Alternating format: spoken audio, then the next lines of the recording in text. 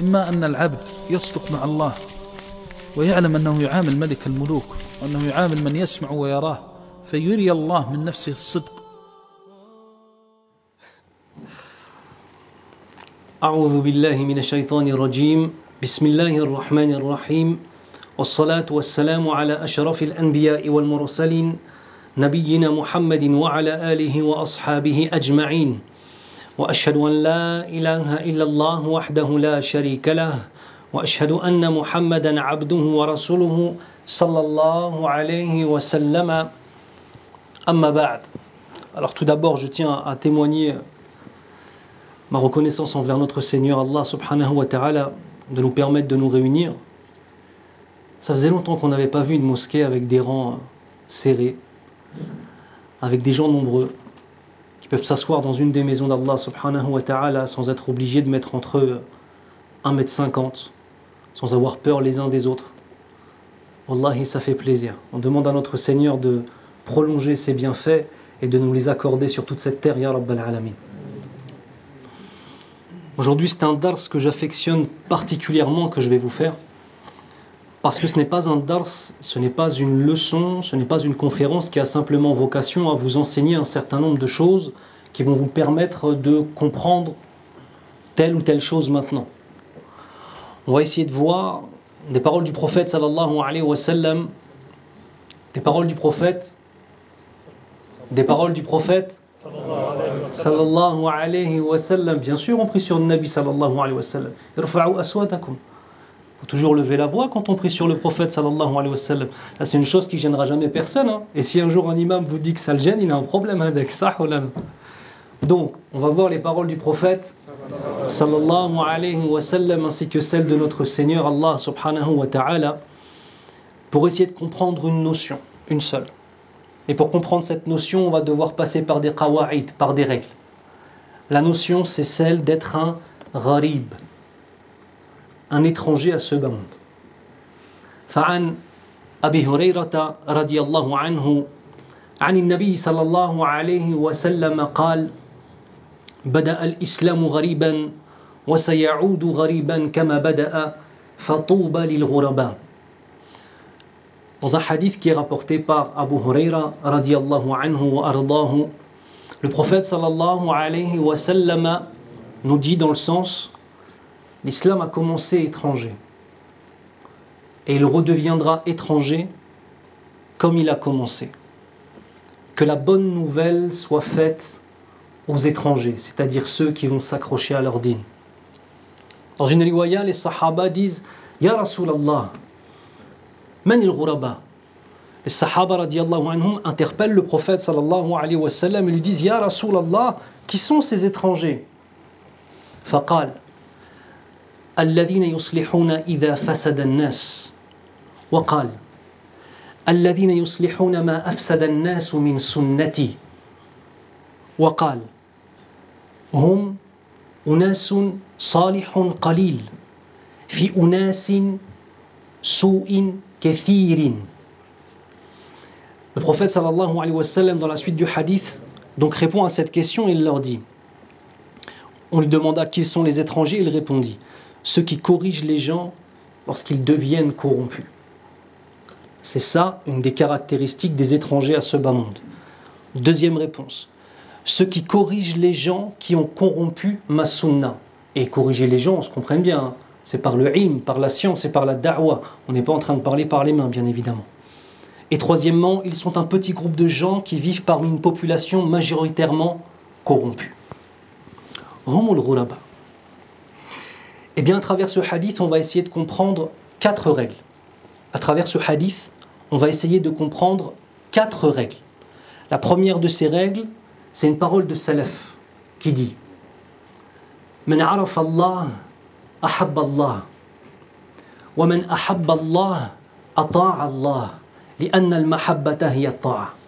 Ce qui signifie: celui qui a connu son Seigneur l'a aimé. Et celui qui aime son Seigneur lui obéit. Car l'amour, c'est l'obéissance. C'est ça la règle. L'amour, c'est l'obéissance. Voici la première règle qu'on va expliquer. La deuxième règle, et c'est une règle que mentionne l'imam Ibn Qayyim rahimahullah, qui est Quand on aime Allah, on doit aussi aimer les conséquences de cet amour, quelles qu'elles soient. Je répète, quand on aime Allah, on doit aussi aimer les conséquences de cet amour, quelles qu'elles soient. Que ce soit quelque chose que tu perçois comme positif ou que ce soit quelque chose qui soit difficile à vivre. Si tu aimes réellement Allah, tout ce qui viendra en conséquence directe à l'amour que tu as porté à Allah Azza wa Jal, tu dois l'aimer. Est-ce que c'est facile? Non. Mais est-ce qu'on va essayer d'arriver? Inch'Allah, on va essayer d'y arriver. Troisième des règles. On a tous des ambitions et on va essayer de revoir un petit peu nos ambitions, non pas dans cette dunya, non pas dans la vie d'ici-bas, non pas dans le mariage, non pas dans les projets personnels, non pas dans les projets pour nos enfants même, qu'on aime plus que tout dans cette dunya, après notre dîn bien évidemment.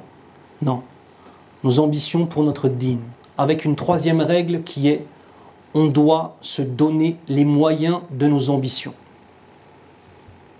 Beaucoup de gens parlent de la piété.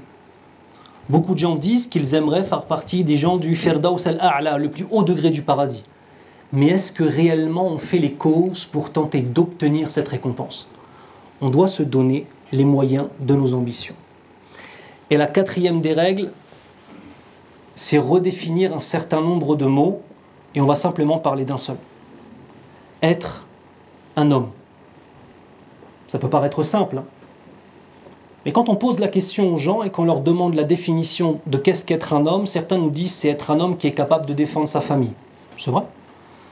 C'est être un homme qui est capable, si on l'insulte, de mettre tout le monde KO. C'est déjà un peu moins vrai. C'est ramener de l'argent à la maison. C'est être capable de faire 1 million d'euros en moins de 2 ans, peu importe les moyens, tu vois.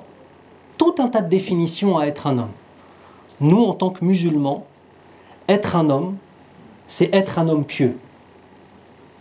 Si on arrive à avoir ces 4 choses dans nos têtes à la fin du dars, Inch'Allah, ce sera la meilleure des choses qui puissent arriver. Donc on a dit 4 choses. La première, l'amour c'est l'obéissance. Deuxième des choses, on doit aimer les conséquences de cet amour. Troisième des choses, on doit se donner les moyens de nos ambitions. Et quatrième des choses, on doit redéfinir le terme, qu'est-ce qu'être un homme, et comprendre qu'être un homme, avec un grand H, c'est être un homme pieux. On a tous dans nos vies des objectifs, des ambitions. Mais ces objectifs et ces ambitions doivent forcément avoir une conséquence dans cette vie de tous les jours. Notamment des sacrifices. Dans les études, tout le monde le comprend. Dans le travail, tout le monde le comprend. Quelqu'un qui désirerait, par exemple, être docteur en charia, ou bien alors docteur médecin, ou docteur en économie, il trouvera ça tout à fait logique et normal, et bien de devoir étudier pendant des nuits et des années et des années, ne pas dormir lorsque les autres vont aller s'amuser, il restera chez lui à étudier, il trouvera ça normal en fait. Pourquoi? C'est le prix à payer. Une autre personne qui sera commerçant et qui voudra faire 6 000, 7 000, 8 000 euros par mois, eh bien il ou elle devra forcément passer des heures et des heures et des heures dans son travail. Il sera fatigué, mais il continuera. Pourquoi? Parce qu'il a un objectif et il va se donner les moyens de concrétiser ses ambitions.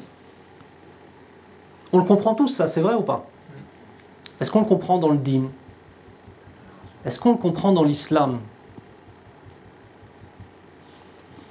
Quand l'imam, pendant le mois de Ramadan, fait des du'as, et qui dit Allahumma rzuqna al-jannah, Allahumma rzuqna al-firdaus al-a'la, oh Allah, donne-nous le plus haut degré du paradis, Ya Allah, fais qu'on soit avec le prophète sallallahu alayhi wa sallam, Ya Allah, fais qu'on puisse goûter au bassin, le hawd de Nabi sallallahu alayhi wa sallam. On dit tous Amin, Amin, Amin, mais c'est quel type de Amin qu'on dit?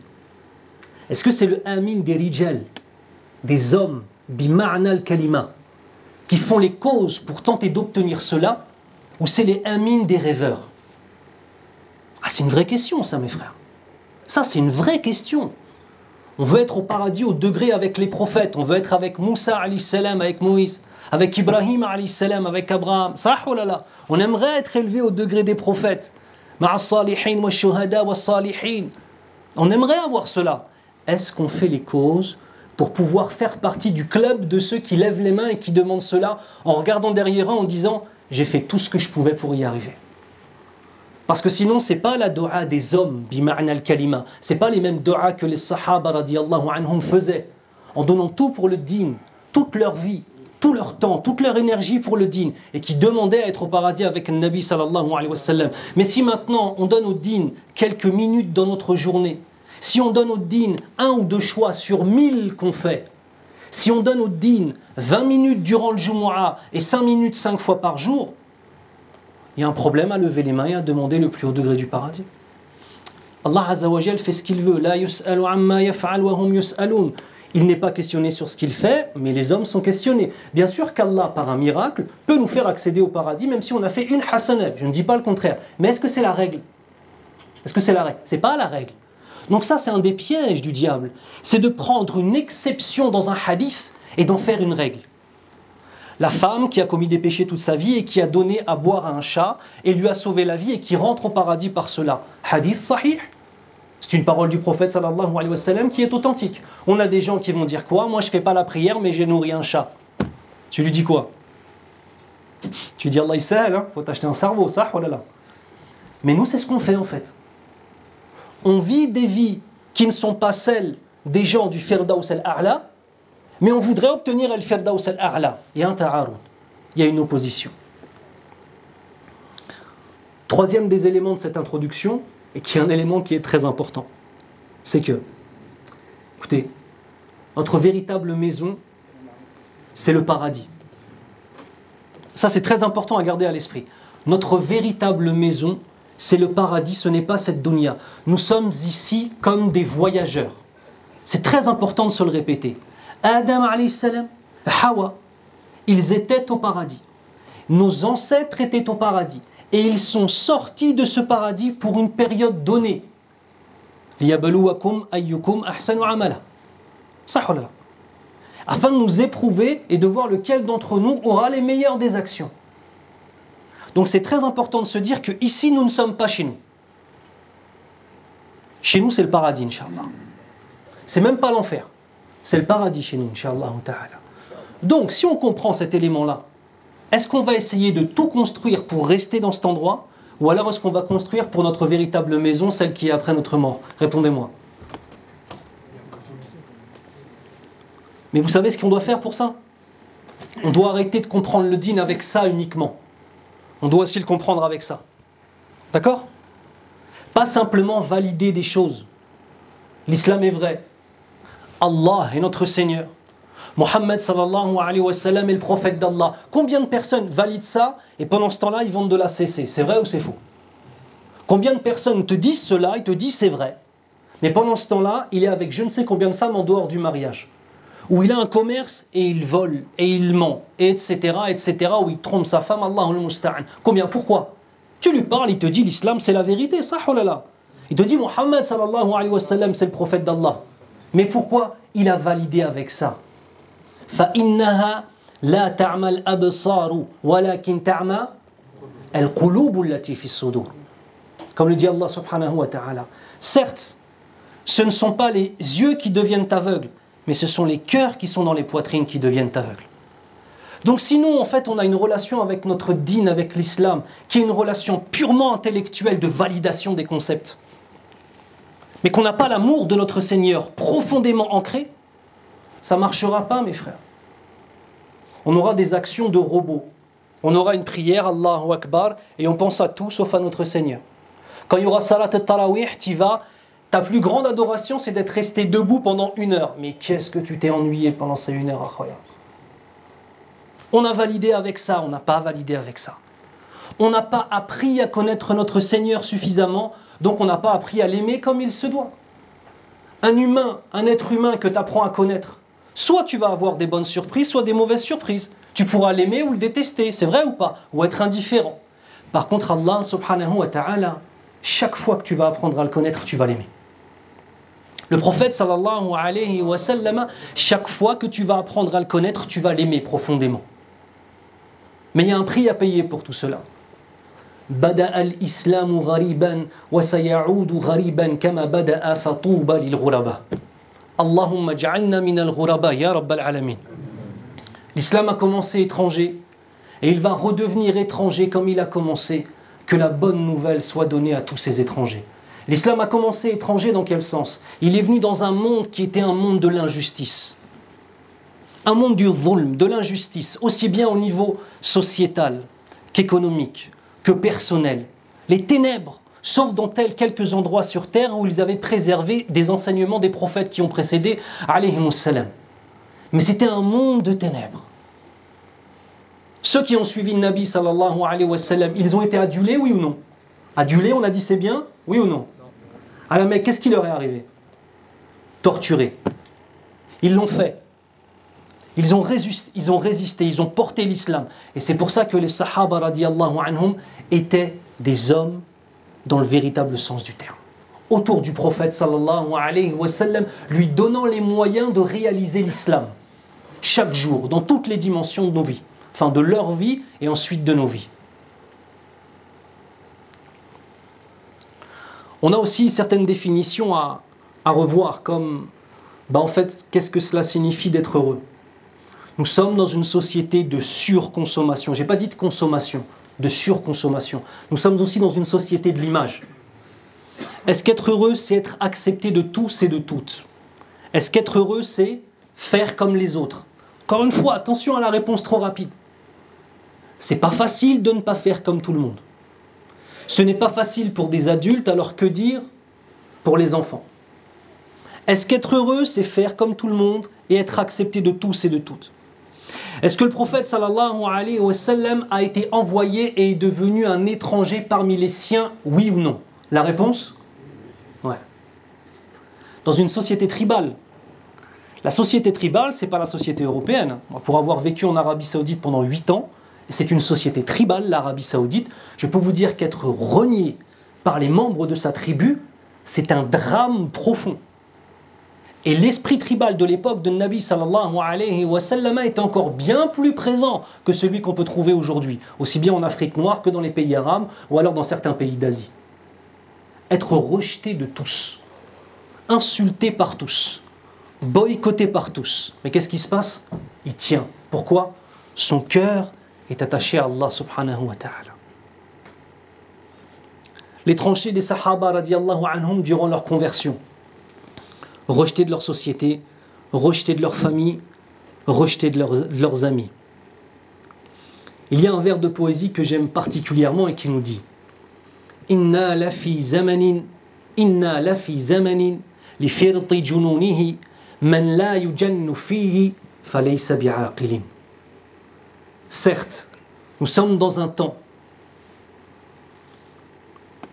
au sein duquel la folie est si répandue que celui qui, en observant cette société, ne perd pas la raison, c'est qu'il l'avait déjà perdue avant. On est dans une société de fou, une société en fait où être musulman, c'est avoir un certain nombre de principes.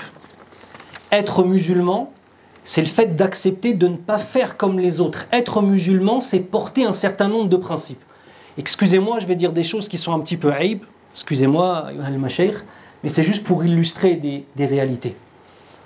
Aujourd'hui, les éléments qui font parmi les éléments, c'est pas les seuls, mais parmi les éléments qui enrichissent le plus dans ce monde, c'est la vente d'armes.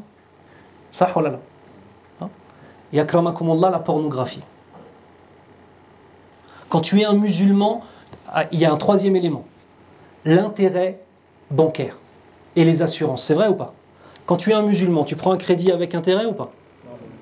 Aujourd'hui, certains nous diraient oui. Ça, oh là là. On est dans une époque de folie, subhanallah. Le musulman, regarde, dans sa vision même de l'économie, est-ce que le musulman accepte richwa? Comment je vais dire richwa? Pot de vin. Est-ce qu'il va... Un français Eric, il ne sait même plus parler français. Allahul musta'an. C'est des mots, on les utilise qu'en arabe. C'est pas un bon signe celui-là. Est-ce que le musulman il est censé accepter les pots de vin? Non. Est-ce que le musulman il est censé accepter des assurances qu'on nous met sur des assurances et sur des assurances? La réponse est négative.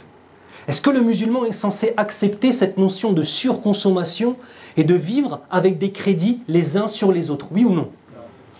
Les frères, c'est aller à l'encontre de ce qui se passe dans le monde. Est-ce que le musulman, akramakumullah, est censé utiliser des contenus de consommer des contenus pornographiques, akramakumullah. Non. On n'est pas censé faire tout ça. Donc il va falloir résister. Être un étranger. Fatouba lil ghuraba. Que la bonne nouvelle soit faite aux étrangers. Étrangers en principe de cette économie injuste basée sur l'intérêt des banques. Étrangers au pillage des ressources naturelles. Et en première position, le pillage de l'Afrique. Étrangers et en opposition à la domination des pays les plus pauvres.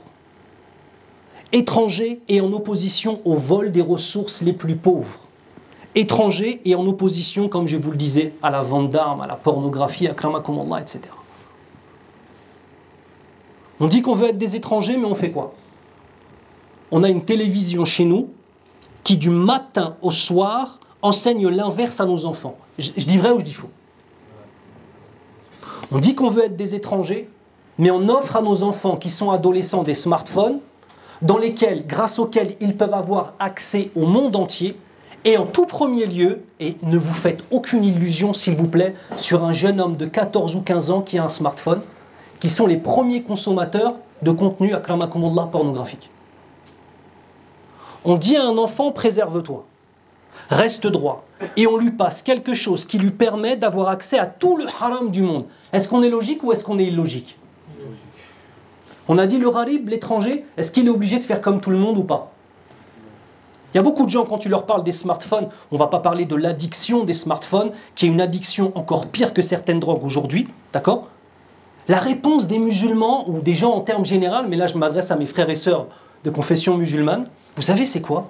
Mais une réponse, mais minable, a'udhu billah. Ouais, mais comment elle va faire? Toutes ses copines et tous ses copains, ils en ont un. Gharib ou pas gharib? Étranger ou pas étranger? En fait, on voudrait faire comme tout le monde et obtenir un résultat qui est différent des autres. Ça, oh là là. On est logique ou on est illogique? On est logique, ya ikhwan. On est illogique. Parmi les actions des étrangers, je vais vous lire une petite parole de Ibn Mas'ud radiyallahu anhu sur ceux qui ont mémorisé le Coran al-Karim en entier. Mais faut pas qu'on se réfugie en disant bon, j'ai pas mémorisé tout le Coran, falaysa alayya dhalik. J'ai pas mémorisé tout le Coran, donc ça me concerne pas. Non, on va pas faire ça. On va regarder qui parmi vous a mémorisé Surat al-Fatiha. Ça suffit alors à devoir se sentir concerné par ce que je vais lire. D'accord? Vous savez, c'est une chose que je répète souvent, les Sahaba radiyallahu anhum, lorsqu'ils voulaient savoir combien une personne avait mémorisé du Coran, ils ne disaient pas « Kam tahfaz min kitabillah ». Ils disaient pas ça. Combien tu as mémorisé du Coran, du livre d'Allah. Ils disaient pas ça. Ils disaient « Kam ma'aka min kitabillah ». Combien tu as avec toi, sous-entendu dans ton cœur, dans ta conscience et dans tes actes du Coran al-Karim. Si on avait ne serait-ce que Surat al-Fatiha, ça suffirait ou pas? Hein? Tout l'islam est dans Surat al-Fatiha. Ibn Mas'ud radiyallahu anhu nous dit ينبغي لقارئ القرآن أن يعرف بلياله إذا الناس نائمون. Il convient pour le lecteur du Coran que ses nuits soient pleines de récitations alors que les gens dorment. C'est un étranger ou pas celui-là? Même dans son sommeil. وبنهاره إذا الناس مفطرون. Et que ces journées soient celles du jeûneur alors que les gens mangent. C'est un étranger ou c'est pas un étranger? Jusque dans les moindres détails. وببكائه إذا الناس يضحكون. Et que ces larmes coulent alors que les gens rient. وبورعه إذا الناس يخلطون. Qu'il se préserve alors que les gens se mélangent. وبصمته إذا الناس يخوضون. Et qu'il garde le silence alors que les gens luttent et se disputent. وبخشوعه إذا الناس يختالون. Qu'il reste humble alors que les gens se trahissent. من المؤمنين رجال صدقوا ما عاهدوا الله عليه. Il y a parmi les croyants de véritables hommes qui ont concrétisé le pacte qu'ils ont passé avec Allah. Voilà ceux qui concrétisent le pacte qu'ils ont passé avec Allah. وقال وأحسبه قال وبحزنه إذا الناس يفرحون. Et qu'ils soient tristes alors que les gens sont heureux dans le sens de oublieux. Les gens dorment, tu pries. Les gens mangent, tu jeûnes. Les gens se disputent, tu te retires. Les gens se mélangent pour parler de rien du tout. Ça arrive ou pas? Tu rencontres quelqu'un, vous êtes trois, vous restez ensemble pendant 3 heures. À la fin, tu te dis, est-ce qu'on a ne serait-ce que mentionné notre Seigneur une seule fois? que du vent. Et la plupart du temps, les conversations qui ne sont pas remplies au minimum d'éléments de la mention de notre Seigneur, c'est souvent des conversations qui finissent par devenir quoi? Qui tombent dans l'illicite. Allahumma hafadna. Cheikh Abdelrazak al-Badr, hafidahullah, il nous a dit une fois, celui qui se réunit avec des amis et qui, dans la discussion, ne dit pas au moins une fois La ilaha illallah Muhammadur Rasulullah, il ne prie pas au moins une fois sur le prophète sallallahu alayhi wa sallam, dans ses paroles, il n'y aura aucun bien. Et quand on lit ça, ça paraît beaucoup, c'est vrai ou pas? On veut le paradis ou pas? Il faut se donner les moyens. Il faut se donner les moyens de quoi? De nos ambitions. De ses ambitions. Il faut se donner les moyens de ses ambitions. Mais c'est pas facile d'être un gharib. Un étranger à cette dunya, c'est pas facile. On a un nefs, c'est vrai ou pas? Ok. On est composé de plusieurs choses. L'esprit, ruh, qui est l'élément qui a été directement inspiré par Allah subhanahu wa ta'ala. C'est la pureté, c'est l'obéissance. Ton ruh, c'est comme les anges. Ils ne cherchent qu'à adorer Allah. Est-ce que tu l'as en toi? Oui, tu l'as, oui, je l'ai. Ah, c'est une bonne nouvelle ça. Il y a en nous un élément qui ne cherche qu'à obéir à Allah azza wa jal. On appelle ça ruh, l'esprit. On a un deuxième élément qui est nafs, qui est l'âme. L'âme peut être de différentes sortes. Nafs al-mutma'inna, l'âme apaisée, comme dans le Coran. C'est une âme qui est devenue comme le ruh. Et quand on parle de purification de l'âme, c'est le fait de chercher à obtenir une âme qui est mutma'inna, c'est-à-dire tu as le ruh qui est là, et l'âme va essayer de s'élever et de lui ressembler jusqu'à temps de devenir comme lui. C'est ça la purification de l'âme. Et tu vas y arriver par quoi? Par un certain nombre de choses, dont l'adoration, dont le sacrifice de soi, dont. On a ensuite un nafs al-lawwama, l'âme qui est entre deux mondes, même s'il y a divergence sur l'interprétation de nafs al-lawwama. Mais l'âme qui est entre deux mondes, un coup bien, un coup mal. Un coup il fait la prière du subh à la mosquée, et il reste jusqu'à Shuruq en train de lire le Coran et le Karim. Et un autre coup, tu le vois le vendredi soir, akramakumullah, avec une fille qui n'est pas sa femme, aller à l'hôtel. On en connaît ou on n'en connaît pas? On en connaît beaucoup. Nafs al-lawwama, l'âme qui est entre deux mondes. Tu sais cette âme-là, ce qui se passe? Quand elle se purifie, elle se sent bien. Mais qu'est-ce qui se passe? L'appel des passions est si fort que même si cette âme se sent bien lorsqu'elle se rapproche de la lumière, l'âme en fait est tellement ancrée, a tellement pris le pas dans la balance des émotions qu'elle arrive à le remettre vers le bas. Et on a le dernier type d'âme qui est la pire. An-nafs al-ammara bis-sou. L'âme qui ordonne le mal et qu'on écoute sans arrêt. On a donc un ruh, un esprit, un nafs, l'âme, et on a aussi al-qalb, le cœur. Le cœur, c'est celui qui va choisir de suivre l'âme bestiale ou bien alors l'esprit. C'est pour ça que dans le Coran al-Karim, on nous parle sans arrêt du cœur. C'est vrai ou pas? C'est pour ça que dans la sunna du prophète sallallahu alayhi wa sallam, ça vous êtes fatigué, la sunna du prophète sallallahu alayhi wa sallam, c'est la raison pour laquelle on parle toujours du cœur. Parce qu'en fait, à la finale, dans la finalité, c'est le cœur qui va choisir. Qu'est-ce qu'on connaît sur le cœur dans les hadiths de Nabi sallallahu alayhi wa sallam? À l'origine, le cœur est blanc. Chaque péché est comme un point noir qui vient se mettre. Jusqu'au moment où le cœur est tellement rempli de points noirs, tellement noirci qu'il en devient un cœur mort. Il passe du cœur vivant au cœur malade, au cœur mort. Allahumma hafadna, qu'Allah nous préserve. Donc ce cœur-là, en fait, son choix, ce sera en fonction de sa pureté à lui-même. Il faut te dire, dans ton âme, c'est comme si à l'intérieur de toi, il y avait une balance. D'un côté, il y a ton esprit, d'un côté, il y a ton âme bestiale. Tu vas choisir lequel, akhil karim. Et le quatrième élément, c'est notre corps. Notre corps qui nous appartient ou pas? Non, qui est une amana, qui est un dépôt. Et on va devoir répondre à Allah Azza wa Jal pour tout ce qu'on a fait avec notre corps. Imaginons-nous un péché qu'on a fait. Au jour du jugement, tu ressens une crainte qui est indescriptible. Tu vois des hommes et des femmes nus, marcher sur leur visage, dans les ténèbres et étouffés par les ténèbres. Et tu en vois d'autres avec de la lumière. Notamment tous les endroits où on a fait nos ablutions, alhamdoulilah, il y aura la lumière, inch'Allah. Ceux qui ont la marque ici, de la prosternation, jamais le feu ne touchera cette marque-là. Et on vient, on est présenté à notre Seigneur. On sait ce qu'on a fait ou pas? On se rappelle, hein? Qu'est-ce qu'on espère? Que ça aille vite. On espère avoir notre livre des comptes dans la main droite, en étant face à notre Seigneur d'une façon qui sied à sa perfection, et non pas en étant dos à Allah subhanahu wa ta'ala dans la main gauche. Qu'est-ce qu'on ressent à ce moment-là? Et quand on repense à tout ce qu'on a fait, qu'est-ce qu'on se dit à ce moment-là? Si seulement. Ça nous est tous arrivé de faire un cauchemar. Hein? Dans un cauchemar, il se passe une chose ignoble. Qu'Allah nous préserve. Tu rêves qu'on t'enlève un enfant, que tu as un enfant qui... Tu vois ce genre de cauchemar? Et tu es dans ton cauchemar et tu es tellement mal et tu es tellement triste. Et à un moment dans ton cauchemar, tu dis « Ya Allah, s'il te plaît, fais que ce soit déjà un rêve. Que ce soit un rêve. » Ça vous est déjà arrivé ou pas? Et quand tu te réveilles, Ya Akhil Karim, comment tu te sens? Tu te dis, c'est un nouveau départ. C'est une nouvelle chance en fait. Mon enfant va survivre. Ma femme va survivre. J'aurai pas ci, j'aurai pas ça.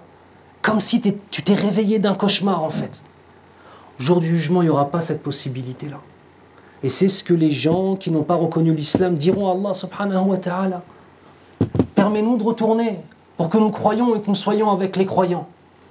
Mes frères et sœurs, vous êtes des croyants et des croyantes. Avec qui on veut passer du temps? Quelle maison on veut pour le paradis? Quel degré on voudrait obtenir au paradis? Regardez, vous savez quoi? On a encore au minimum pour ceux, et peut-être il y en a certains parmi nous, de qui Allah subhanahu wa ta'ala va relever l'âme cette nuit. Il y a des gens cette nuit qui vont... Dans le monde entier, il y a des milliers de personnes qui vont mourir cette nuit. Peut-être même une personne qui est dans l'assemblée. Alhamdulillah ala kulli hal. Entre le moment où tu vas mourir cette nuit et maintenant, tu as le temps de te repentir. Tu as le temps de te promettre de changer. Tu as le temps d'adorer ton Seigneur. Et tu as le temps de te détacher des choses qui t'enchaînent au péché. Parce que mes frères et sœurs, il y a des choses qui nous enchaînent au péché. On a un certain nombre de règles. Parmi les règles que nous connaissons, c'est que chaque péché est une porte vers un autre péché. C'est vrai ou c'est faux? Chaque péché est une porte vers un autre péché.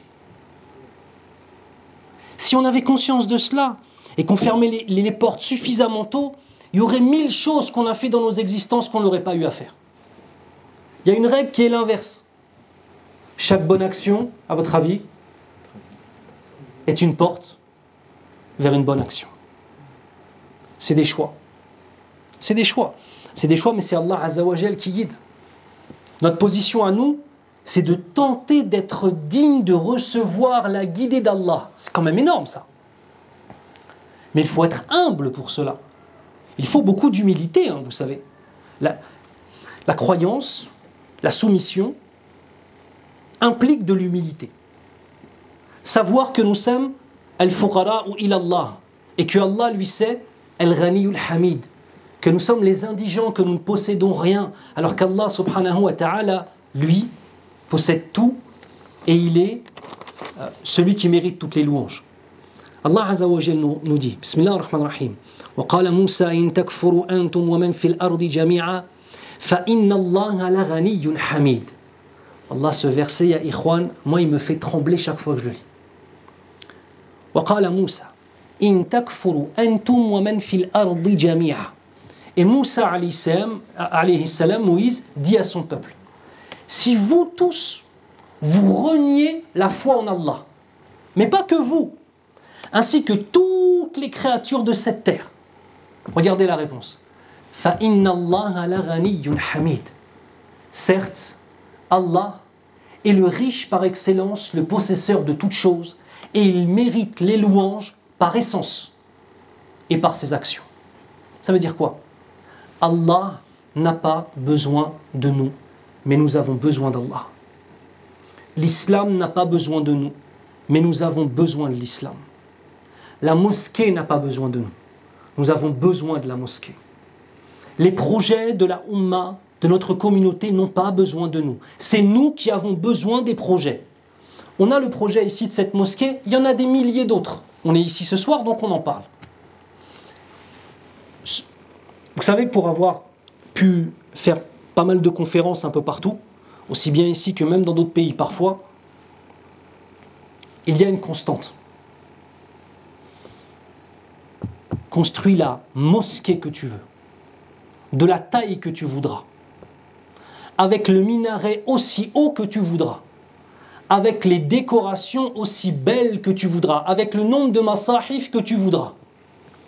S'il n'y a pas à l'intérieur de cette mosquée un cheikh, murabbi, qui est là pour éduquer et qui est là pour enseigner, ta mosquée, ça va devenir un garage vide, où les gens vont venir, vont prier, vont sortir et n'auront pas changé.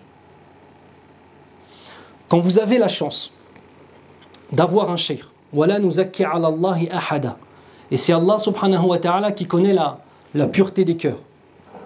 Mais quand vous avez la chance d'avoir un cheikh comme Cheikh Ismaël, mais d'avoir un cheikh comme Cheikh Ismaël qui est là, écoutez-moi, je peux vous jurer une chose, c'est que vous ne pouvez même pas vous rendre compte de la chance que vous avez. Je vous le dis sincèrement. Et Allah a fait que j'ai pu même voyager et même dans des pays musulmans donner des conférences et voir dans quoi ils vivaient, comment ils étaient. Vous avez une chance qui est inouïe. Inouïe. Parce que construire des murs, tout le monde peut le faire. Donner son argent pour construire des murs, tout le monde peut le faire. Avoir un cheikh qui est là pour enseigner, pour éduquer, pour sacrifier son temps, sa personne, son énergie, ça, c'est un rizq, c'est une subsistance qu'Allah Azza wa Jalla donne à qui il veut parmi ses créatures. Et je peux vous dire que les mosquées dans lesquelles on peut avoir des mashirs, sur lesquelles on peut compter sans arrêt, il y en a, alhamdoulilah, mais il n'y en a pas assez, ça c'est sûr et certain.